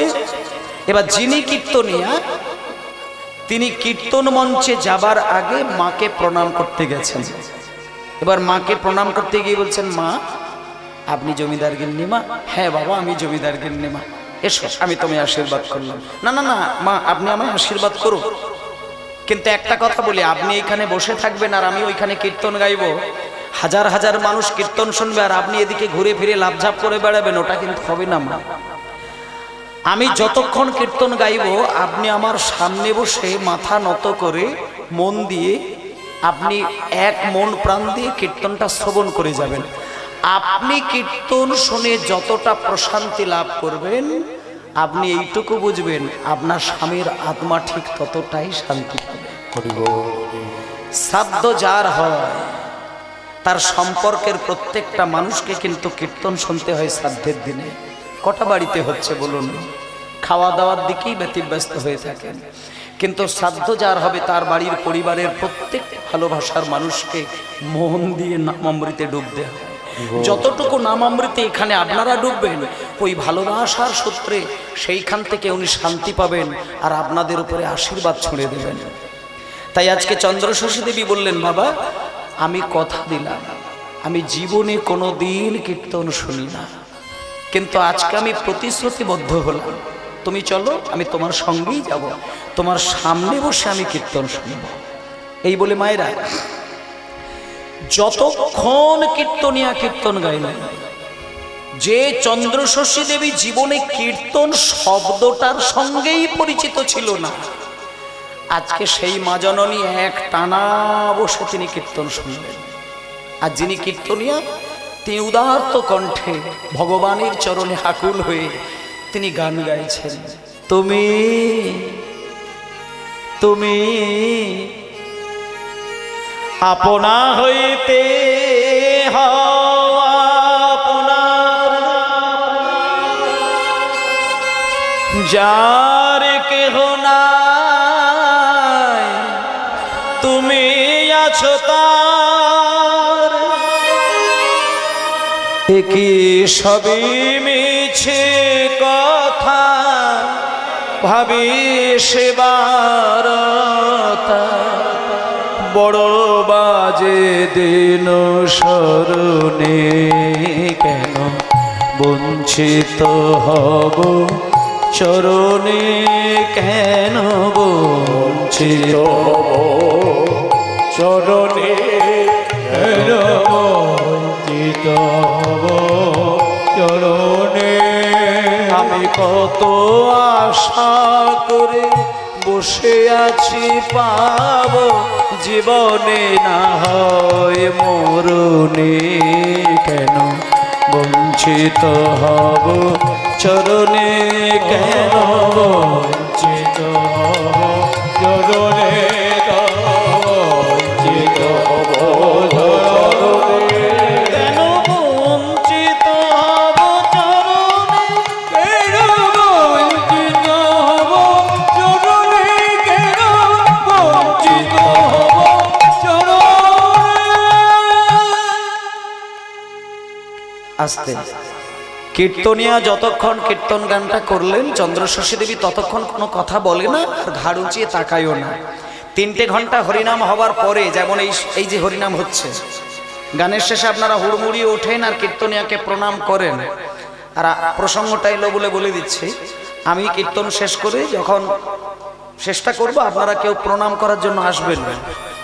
প্রণাম আমাকে করতে কেউ আসবেন না, যদি মনে হয় আপনারা একটু মাথায় হাত দিয়ে আশীর্বাদ করবেন, ছোট হলেও আশীর্বাদ করবেন, প্রণাম করবেন না। আমরা নিছক কীর্তন গাইবার জন্য ইচ্ছে প্রকাশ করেছি, কীর্তন গাইছি। আমরা কোনো আলাদা করে অসাধারণ কিছু ব্যক্তি নয়। গান বাজনা ভালোবাসি, কথা বলতে ভালোবাসি, কীর্তন গাইতে ভালোবাসি, তাই গাইছি। কিন্তু আপনারা প্রণাম করবেন সে ক্ষমতা নেবার আমার ক্ষমতাই নেই। তাই পারলে সবাই একটু আশীর্বাদ করবেন, এটা আমার নিজস্ব কথাবার্তা। কে কোন কীর্তনিয়া কি বলেন, কিন্তু আমাকে কেউ প্রণাম করতে আসবেন না। হরিবল হরিবল নিতাই গৌর হরিবল। তো চন্দ্রশশী দেবী যতক্ষণ কীর্তন গান হলো ততক্ষণ মন দিয়ে শুনলেন। কীর্তন শেষ হয়ে যাবার পরে ব্যাস জমিদার গিন্নিমা ছুটে গিয়ে কীর্তনিয়ার চরণ দুটো জড়িয়ে ধরলেন। বাবা ঠাকুর, আচ্ছা তুমি যে কথাটা বললে ওটা কি ঠিক? কোন কথা মা? ওই যে তুমি একটা গানের মধ্যে বললে না যে যার কেহ নাই তুমি তো আছো তারা। আচ্ছা বাবা ঠাকুর, তুমি অনেকক্ষণ ধরে একটা কথা বলছিলে, নিতাই গৌর নিতাই গৌর নিতাই গৌর। আচ্ছা নিতাই আর গৌর এরা কে গো? এরা কে? তুমি বললে এরাই নাকি ভগবান, এরা নাকি মনের ভক্তের মনের আশা পূর্ণ করে। এরা কে মা? নিতাই গৌরকে আপনি জানেন না? নিতাই গৌর যে কলিযুগের ভগবান। নিতাই গৌরকে ভালোবেসে ভক্ত যা চায় নিতাই গৌর ভক্তের সব আশা পূর্ণ করে দেয়, সব আশা পূর্ণ করে দেয়। যখনই বলেছে নিতাই গৌরকে যা চাইবে তাই দিয়ে দেবে, তখনই চন্দ্রশশী দেবী বলে উঠলেন, আচ্ছা বাবা তাহলে একটা কথা বলবো, আমি যদি ওদের কাছে হাত পেতে একটা জিনিস চাই ওরা আমাকে দেবে? আমি একটা জিনিস চাইবো, বেশি কিছু চাইবো না। তখন কীর্তনিয়া বললেন, আচ্ছা মা তোমার সব কথাটা ভালো লাগলো, এই কথাটা কিন্তু আমার পছন্দ হলো না। আমি শুনেছি তোমার বাবা জমিদার ছিলেন আর তোমার স্বামী জমিদার ছিলেন, তাহলে যার বাবা জমিদার স্বামী জমিদার তার অভাব কিসের থাকে ভগবানের কাছে হাত পেতে চাইবে? তখন চন্দ্রশশী দেবী বলছে, না বাবা না, তুমি ভুল করছো। আমি কেন বলছি তুমি আমার দিকটা একটু তাকিয়ে দেখো, আমি কিন্তু নারী জাতি, আমি একটা নারী, আমি একটা মেয়ে। আমি স্বামী সুখে ঘর করলাম, মনে মনে চিন্তা ছিল আমার একটা সন্তান হবে, আমাকে গলা জড়িয়ে ধরে মা বলে ডাকবে, আমার নারী জন্ম সার্থক হবে। কিন্তু স্বামী মারা গেলেন, আমাকে আর জীবনে কোনোদিন মা ডাক শুনতে হবে না, শোনা আমার হবে না। তাই বাবা আমি একটা শুধু কথা বলতে চাই, তুমি যে শুধু বললে যে নিতাই গৌরকে যা চাইবে নিতাই গৌর তাই দেবে, আমি শুধু ওদেরকে একটা কথা বলতে চাই, আমি যদি নিতাই গৌরকে হাত পেতে শুধু একটা জিনিস চাই, যে ওদেরকে আমি ছেলে বলে সেবা দেব, ওরা কি আমাকে মা বলে ডাকবে? আমি শুধু এইটা চাই, মানে ওরা শুধু আমাকে মা বলুন একটা দিন, আর আমার কিচ্ছু দরকার নেই, আমার জীবন ধন্য হয়ে যাবে। তখন কীর্তনিয়া বলছে, ও আচ্ছা আচ্ছা আচ্ছা, তার মানে তুমি বলতে চাইছো ভগবানকে তুমি ছেলে বানাবে, এই তো? চিন্তা করতে হবে না, চিন্তা করতে হবে না। হোমা, ভগবানকে তুমি যদি সন্তান জ্ঞানে সেবা দাও, আমি তোমাকে কথা দিয়ে যাচ্ছি, নিতাই গৌর তোমাকে একদিন মা বলে ডাকবেই ডাকবে। তবে একটা কথা বলে দিই, গোপন কথা, তুমি সেটা কাউকে বলবে না। তুমি যে নিতাই গৌরকে ভালোবেসে ফেলেছো, এটা কিন্তু রাজবাড়ির কাউকে যেন বলবে না, আর পাড়ার কাউকে বলবে না, কারণ এই পাড়া সমাজ ভালো চোখে তোমাকে দেখবে না মা। এতদিন তুমি কোনোদিন হরি হরি করনি, আর আজকে স্বামী মরে যাবার পরের দিন থেকেই যদি তুমি তুলসী মালা নিয়ে তিলক সেবা করে হরি হরি করো না মা, তোমাকে হতে পারে অনেক নোংরা কথা শুনতে হবে। কারণ একটা কথা বলি মা, অল্প বয়সে গলায় তুলসী মালা জপের মালা নিলে তার যেমন যন্ত্রণার শেষ নেই, আর অল্প বয়সে কোনো মা জননী যদি বিধবা হয় তারও যন্ত্রণার শেষ নেই। তাই মা আমি তোমাকে একটা সহজ কথা বলে দিচ্ছি, তুমি কাউকে বলবে না। তুমি যে নিতাই গৌরকে ভালোবেসে ফেলেছো, এটা কাউকে না জানিয়ে তোমার রাজবাড়ির মধ্যে ছোট্ট একটা ঘর বেছে নেবে, যে ঘরের দরজা জানালা বন্ধ করে দিয়ে কেউ যেন তোমাকে দেখতে না পায়, আর কেউ যেন শুনতে না পায়। তুমি দরজা জানালা বন্ধ করে দিয়ে রাত দিন তুমি শুধু নিতাই গৌরের নাম করে যাও। তোমাকে বিগ্রহ আনার দরকার নেই, তোমাকে নিতাই গৌরের কোনো ছবি আনার দরকার নেই। তুমি শুধু তোমার মনের মধ্যে নিতাই গৌরকে ডেকে যাও, ভেতর থেকে ডাকতে ডাকতে ডাকতে ডাকতে ডাকতে ডাকতে যেদিন দেখবে তোমার হৃদয়টা দুলে যাবে, সেদিন তোমার দু চোখ দিয়ে দেখবে প্রেমের কান্না ঝরবে। আর যেদিন তোমার চোখ থেকে প্রেমের কান্না বর্ষণ হবে, সেদিন আমি তোমাকে কথা দিচ্ছি, নিতাই গৌর তোমার হৃদয় মন্দিরে দেখা দিয়ে তোমাকে মা বলে ডাকবেই ডাকবে। যাও তুমি এবার নিতাই গৌরকে ডাকো। এই বলে মায়ের একটা কথা বলি, কীর্তনিয়া যেদিনকে কথা বললেন তার পরের দিন থেকে চন্দ্রশশী দেবী আর কিন্তু স্বামীর জন্য কিন্তু কাঁদে না। এতদিন স্বামীর জন্য ব্যাকুল হয়ে কেঁদেছিলেন, কিন্তু যেদিনকে নিতাই গৌরের সঙ্গে পরিচয় হলো সেদিন থেকে স্বামীর দুঃখে আর কাঁদেনি। এইবার রাত দিন দরজা বন্ধ করে দিয়ে, দরজা জানালা বন্ধ করে দিয়ে চন্দ্রশশী দেবী কি করছেন দেখুন। নিতাই আমার, নিতাই আমার প্রাণ, এতটাই কোন না, একটুখানিও নয়, স্বাভাবিক থাক। গৌর আমার প্রাণ,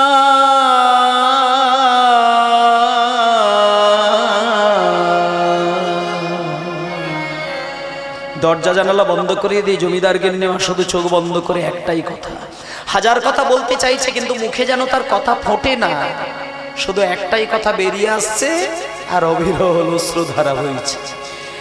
নিতাই আমার প্রাণ, গৌর আমার প্রাণ,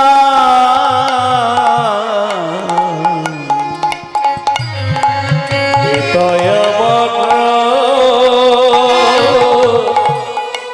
গৌর আমার প্রাণ, নিতাই আমার প্রাণ,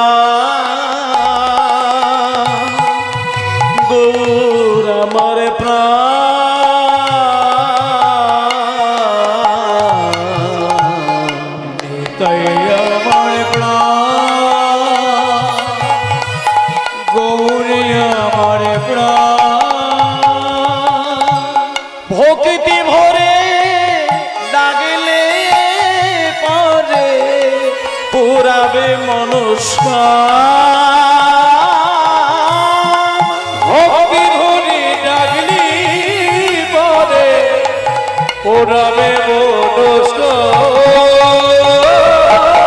তারে ভক্তি ভরে ডাকলে পরে পুরাবে মনস্কাম। ভক্তি ভরে ডাকলি পরে পুরাবে মনস্কাম।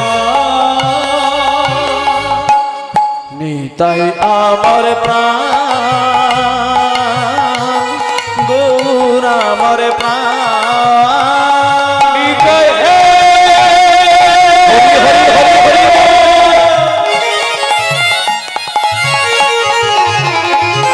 গৌর হে,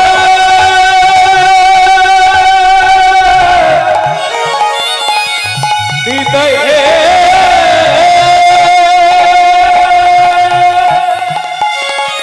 গৌর হে,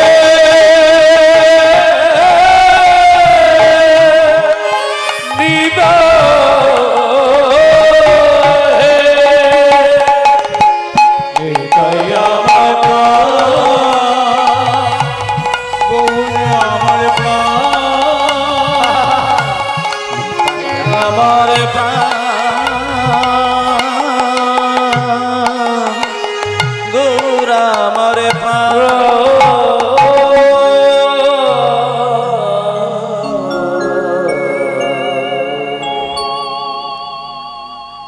মানে শুধু নিতাই আমার প্রাণ গৌর আমার প্রাণ, নিতাই আমার প্রাণ গৌর আমার প্রাণ।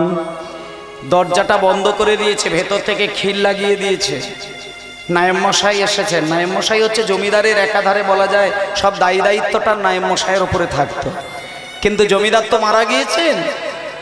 নায়েব মশাই এসে যখন দরজার বাইরে ধাক্কা দিচ্ছে, তখন নায়েব মশাই দরজার বাইরে থেকে শুনতে পাচ্ছে জমিদার গিন্নিমা ফুপিয়ে ফুপিয়ে কাঁদছেন। নায়েব মশাই মনে মনে চিন্তা করলো, জমিদার মশাই মারা গিয়েছে, তিনি তো আর বেঁচে আসবেন না। যে মানুষ মরে যায় তার জন্য কেঁদে কেঁদে যদি মাথা ঠুকে কেউ মরেও যায়, তার জন্য সে তো আর বেঁচে আসার কথা নয়। তাই জন্য নায়েব মশাই দরজাটা একটু ধাক্কা দিচ্ছেন, মাকে ডেকে কথা বলবেন বলে। জমিদার গিন্নিমাকে ডাকছেন, মা, ও মা, মা, মা জননী ঘরের ভেতরে আছেন? মা, কে? আমি নায়েব মশাই এসেছি মা, দরজাটা একটুখানি খুলুন, আপনার সঙ্গে দুটো কথা বলেই আমি চলে যাব, দরজাটা খুলুন। সঙ্গে সঙ্গে জমিদার গিন্নিমা চোখের জলটা তাড়াহুড়ো করে মুছে দরজাটা খুললেন। এ কি নায়েব মশাই, এত প্রভাতকালে আপনি আমার দরজার সামনে এসে আমার নাম ধরে ডাকছেন, কি হয়েছে বলুন? তখন নায়েব মশাই বলছেন, মা, আমি একটা কথা বলি আপনাকে, আপনি যদি জমিদার মশাইয়ের বিরহে কেঁদে কেঁদে আপনি মারা যান, তাহলে জমিদারিটা সামলাবে কে? যে মানুষটা মরে গিয়েছে সে তো আর বেঁচে ফেরত আসবে না। জমিদার মশাই মারা গিয়েছে, এ দুঃখটা শুধু আপনার নয় মা, এ দুঃখ আমারও। আমিও কিন্তু সহ্য করতে পারছি না। এত অল্প বয়সে উনি মারা গেলেন, আর আপনি ছোট্ট অল্প বয়সে বিধবা হলেন। ও মা, আপনি বরং একটা কাজ করুন, আপনাকে আমি দুটো কথা বলার জন্য এসেছি, আপনি কি শুনবেন? মা, জমিদার মশাই আমার হাত ধরে দুটো কথা বলেছিলেন যে এই দুটি কথা যেন আপনি না জানেন। আপনাকে দুটো কথা বলার আমার নিষেধ ছিল, আপনি সেই কথাগুলো শুনবেন? যেহেতু আজকে আপনার স্বামী মারা গিয়েছে, তাই আমি আপনাকে দুটো কথা ভাবছি না বলে পারছি না, তাই আপনি যদি শোনেন তাহলে আমি দুটো কথা বলবো। আস্তে মায়ের আস্তে। সঙ্গে সঙ্গে চন্দ্রশশী দেবী বলছেন, হ্যালো নায়েব মশাই, আমার স্বামী দেবতা আমাকে না জানিয়ে তো কোনো কাজ কোনোদিন করেনি, আর আমি আমার স্বামী দেবতার সব কথা জানি। আমার এমন কোনো কথা নেই যে আমি সেটা জানি না। তখন নায়েব মশাই বলছে, না দুটো ঘটনা কিন্তু আপনি জানেন না মা। ঠিক আছে আপনি বলুন। শুনুন মা, আমাদের জমিদার মশাই এই নদিয়া জেলার কৃষ্ণনগরের আশেপাশের বহু জমির মালিক, কিন্তু আপনি জানেন না আমাদের জমিদার মশাই বীরভূম জেলা সিউড়ির কাছে তারাপীঠের প্রায় কাছাকাছি একটা কয়েক বছর আগে গ্রাম কিনেছিলেন, যে গ্রামটির নাম হচ্ছে কর্দা গ্রাম। এটা এক নম্বর কথা। সঙ্গে সঙ্গে জমিদার গিন্নিমা বলছে, সে কি, আমার স্বামী বীরভূমে গ্রাম কিনেছেন? হ্যাঁ। কই আমি তো জানি না। এটা শুধু কথা নয় মা, বীরভূম জেলায় গ্রাম কিনেছেন এটা তো আপনি অবশ্যই জানেন না, কিন্তু সেই সঙ্গে আরো একটা গোপন কথা আছে। ওই কর্দা গ্রামের মানুষগুলো এত দুষ্টু, এত নোংরা, এতটাই খারাপ, 3 বছর হলো ওই গ্রামবাসীগণ আমাকে খাজনা দেয়নি। এবার আপনি চিন্তা করবেন বলে জমিদার মশাই বলেছিলেন যে এই কথাটা যেন মা জননী না জানেন। তা মা একটা কথা বলবো, আপনি তো হাতের শাঁখা আর শীতের সিঁদুর সবই তো হারিয়ে ফেললেন। আপনি বরং একটা কাজ করুন, জমিদারেরা যদি খাজনা না দেয় তাহলে জমিদারি রক্ষা পাবে কি করে? তাই আপনি বরং একটা কাজ করুন, আপনি যে অল্প বয়সে বিধবা হলেন, এই বিধবা বেশটা ধারণ করে আপনি আমার সাথে পালকিতে করে বরং চলুন, একটু কর্দা গ্রামে যাই। কর্দা গ্রামে দেখে আর সবাইকে জিজ্ঞেস করে বলবো যে কেন খাজনা দেয়নি। আর আপনার এই রূপটা দেখে আশা করি বিরহ আসবে, সবার একটা মনে দুঃখ আসবে, তাতে করে আমার মনে হয় খাজনাটা দিয়ে দেবে। সঙ্গে সঙ্গে জমিদার গিন্নিমা বলছেন, নায়েব মশাই, কর্দা গ্রামের মানুষগুলো 3 বছর খাজনা দেয়নি। কই আমাকে তো এর আগে জানাননি। ঠিক আছে পালকিটা বাইরে বার করুন, আমি এক্ষুনি যাব, আমি এক্ষুনি যাব, আমি কিচ্ছু বলবো না। আমি শুধু গ্রামবাসীদের কাছে দাঁড়িয়ে হাত জোড় করে একটাই প্রশ্ন করব যে কেন তারা খাজনাটা দিতে পারে না, ব্যাস এইটুকু প্রশ্ন করে চলে আসবো, আর আমি তাদেরকে কিচ্ছু বলবো না। এই বলে মায়েরা পালকিটাকে সাজালেন, তার মধ্যে চন্দ্রশশী দেবী বসলেন। আজকে যে লীলাটা আসতে, আজকে যে পালাটা শুনছেন মায়েরা, এর সত্য ইতিহাসের ঘটনাটা যদি আপনারা প্রমাণ পেতে চান, আপনারা সেই জায়গাটা গিয়ে দেখে আসবেন। কোনো বানানো ঘটনা নয়, সত্য ইতিহাস। সঙ্গে সঙ্গে পালকির ভেতরে নায়েব মশাই আর জমিদার গিন্নিমা চলেছে। এবার আপনারা বলুন, পালকি কি করে যায়? পালকি কি নিজে থেকে যায় না কোনো মানুষ কাঁধে করে নিয়ে যায়? কাঁধে করে নিয়ে যায়। আর কাঁধে করে যারা পালকি বয়ে নিয়ে যায় তারা জানেন কি, এখানে অনেক কম বয়সী মায়েরা হয়তো জানেন না বা দেখেননি, কিন্তু যারা একটু বয়স্ক মা বাবা আছেন দেখা যাবে এখানে অনেকেই আছে তারা পালকি করে হয়তো বাড়ি বা শ্বশুর বাড়ি এসেছে, হতে পারে। আর পালকি করে যারা বিয়ে করেছেন বা পালকি যারা চলতে দেখেছেন তারা দেখবেন পালকি বাহক যারা হয়, সামনে 3 জন পিছনে 3 জন, কাঁধের ওপরে পালকিটাকে চাপিয়েছে, আর তারা দেখবেন ওই ছুটছে তালে তালে তালে তালে, দেখবেন একটা গুনগুনা গুনগুনা গুনগুনা, জোরে চলো গুনগুনা, আরো জোরে গুনগুনা, মানে একটা ঠিক ছন্দে ছন্দে ছন্দে ছন্দে ছন্দে ছন্দে একটা গান বানিয়ে নেয় আস্তে। এবার পালকি যখন নায়েব মশাই আর জমিদার গিন্নিমা বসেছে, ভেতরে জমিদার গিন্নিমা মাথা নিচু করে বসে আছেন, আর পালকি বাহকগণ একেবারে ছুটছে গুনগুনা গুনগুনা গুনগুনা গুনগুনা করতে করতে। এমন সময় জমিদার গিন্নিমা, মানে কিছুটা পথ গেছে, জমিদার গিন্নিমা পালকির ভেতর থেকে মুখটা বাইরে বার করে বলছে, ও বাবা, বাবা, আমি বলছি তোমরা ওই পালকিটাকে কাঁধের ওপরে নিয়ে যেতে গুনগুনা গুনগুনা গুনগুনা, এটা কি শব্দ গো? মানে গুনগুনা শব্দের মানেটা কি? তখন পালকি বাহকগণ বলছেন, ওমা, আমরা তো মূর্খ সূর্খ মানুষ, আমরা তো লেখাপড়া শিখি না, আপনি আমাদের কথা কেন কানে নিচ্ছেন? আপনি পালকির ভেতরে চুপটি করে বসে থাকো, কর্দা গ্রাম আসলে আপনাকে নামিয়ে দেবো, আপনি আমাদেরকে কোনো প্রশ্ন করবেন না।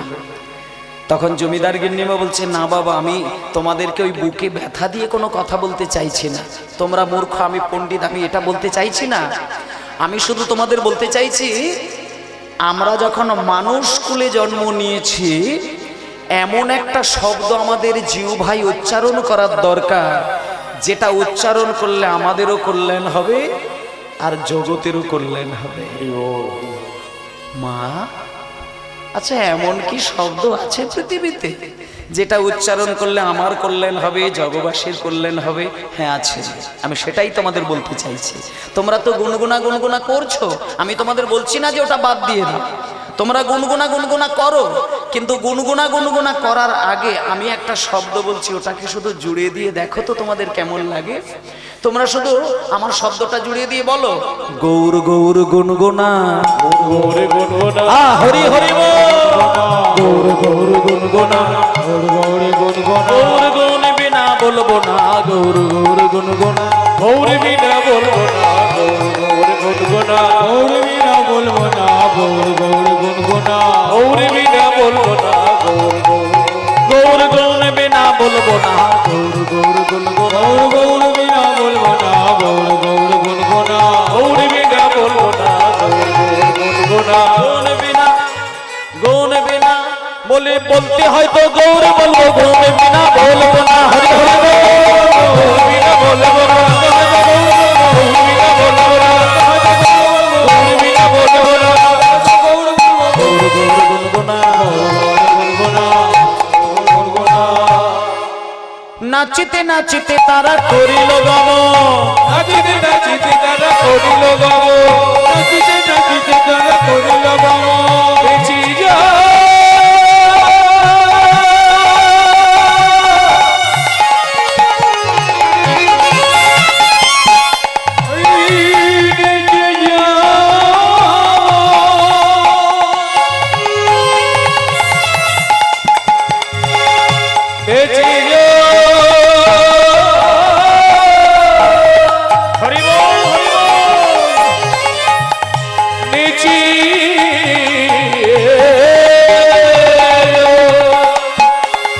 নাচিতে নাচিতে তারা করিল গমন, নাচিতে নাচিতে তারা করিল গমন, নাচিতে নাচিতে তারা করিল গমন, আর বীরভূম জেলায় আসে দিল দর্শন, বীরভূম জেলায় আসে দিল দর্শন, বীরভূম জেলায় আসে দিল দর্শন, আসিয়া দাঁড়ালো, আসিয়া দাঁড়ালো, আসিয়া দাঁড়ালো, আসিয়া দাঁড়ালো, বীরভূম জেলার মাঝে আসিয়া দাঁড়ালো, বীরভূম জেলায় আসিয়া দাঁড়ালো, ওই বীরভূম জেলার মাঝে আসিয়া দাঁড়ালো, বীরভূম জেলার মাঝে আসিয়া দাঁড়ালো, বীরভূম জেলার মাঝে গৌর গৌর গাইতে গাইতে, বীরভূম জেলার মাঝে, বীরভূম জেলার মাঝে, গৌর গাইতে গাইতে, বীরভূম জেলার মাঝে, বীরভূম জেলার মাঝে আসিয়া দাঁড়ালো, আসিয়া দাঁড়ালো, আসিয়া দাঁড়ালো।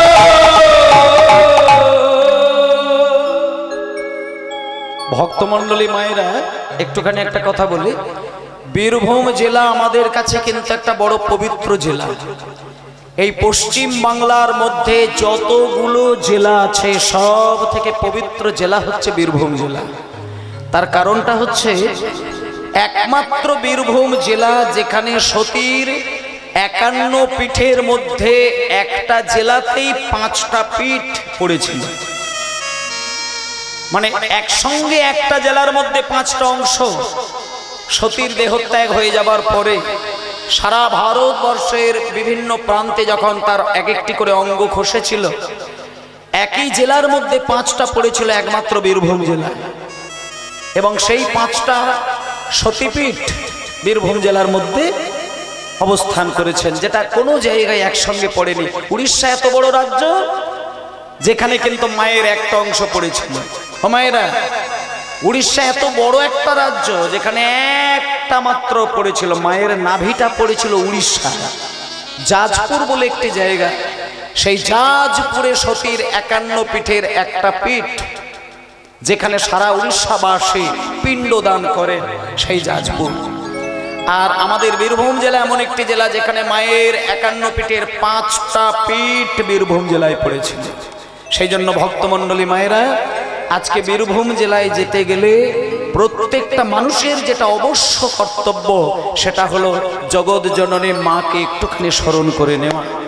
যেহেতু আমরা সবাই মিলে বীরভূম জেলার মাটিতে যাচ্ছি, তাই একটু সবাই হাত জোড় করে বসুন, একটু মাকে ডেকে নেব সবাই মিলে। এতক্ষণ আমরা ছিলাম নদিয়া জেলার কৃষ্ণনগরে, এইবার আমরা মা চন্দ্রশশী দেবীর সঙ্গে চলে যাচ্ছি বীরভূম জেলায়। তাই একটুখানি বীরভূম জেলার মাটিকে প্রণাম করে নেব, জগৎজননী মাকে স্মরণ নিয়ে নেব। ও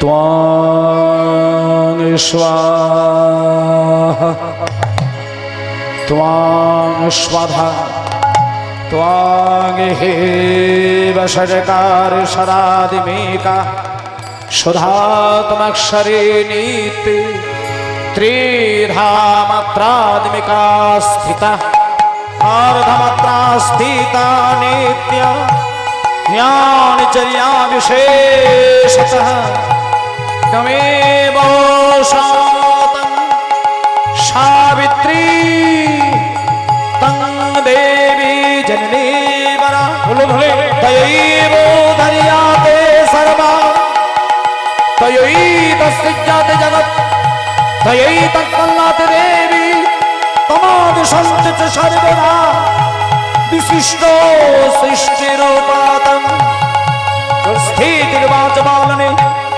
तथा संहृतिरूपन्ते जगतो हास जगन्मय महावेद महामेधा महासुमते महामोहा च भवति महादेवी महेश्वरी प्रकृतिस्तंच सर्वस्व गुणत्रय विभाविनी कालरात्रि महोरात्रि महोरात्रिश्वरावणा लज्जा पुष्टे तथा तुष्टे त्यां शांति खंतरेव च हरणे शूले घोरा गोदिनी चक्रनी तथा शंखेने चावेण मान भषण्डे परिभायुधा सम्या सम्मतरा शेष समेवत्ताति सुंदरी परावरण परमा तमेव परमेश्वरी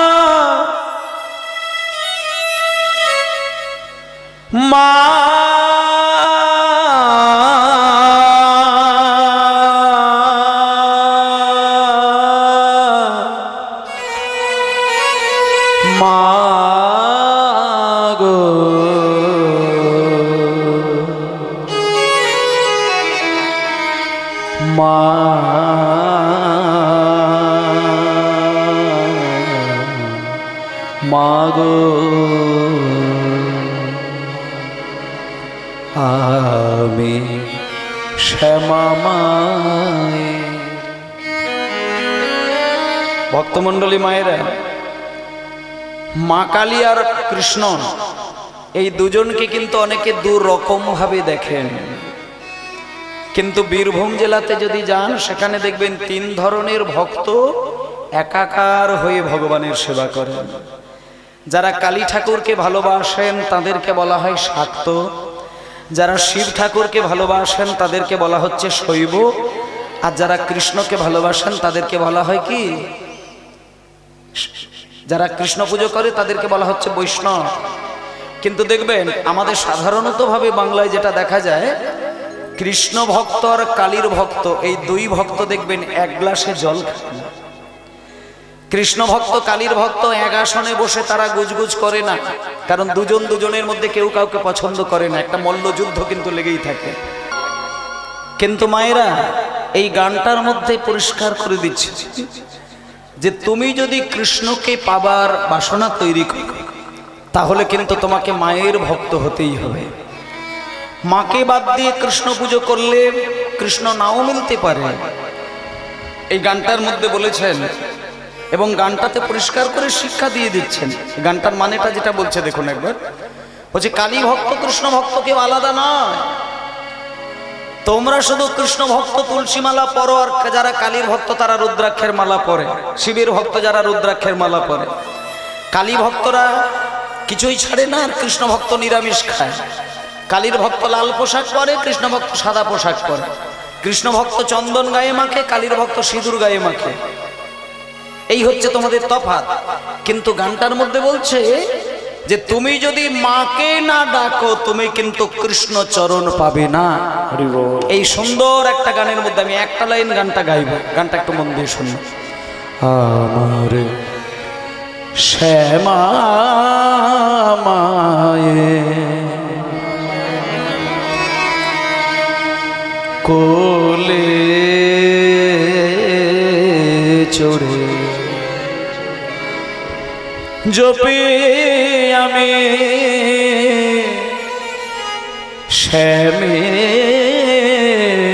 শ্যামের নাম,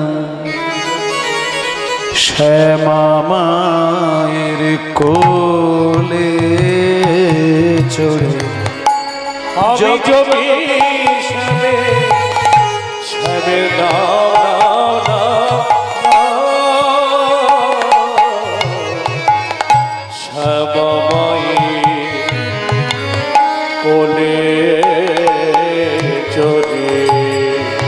ডুবে শ্যামা যমুনাতে আমি খেলবো খেলা,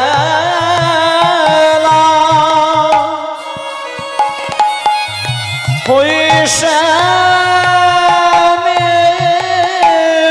সাথে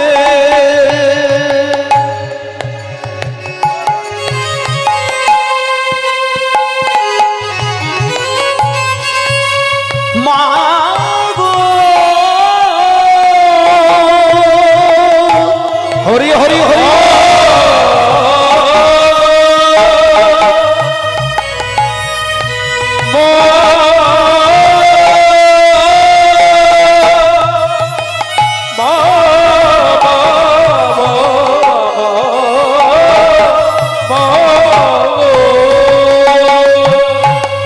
হরে ডুবে শ্যামা যমুনাতে আমি খেলবো খেলা শ্যামের সাথে, ডুবে শ্যামা যমুনাতে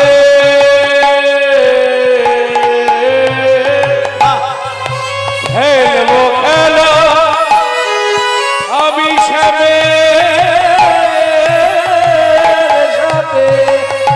শ্যাম যাবে মোর হানবে হেলা,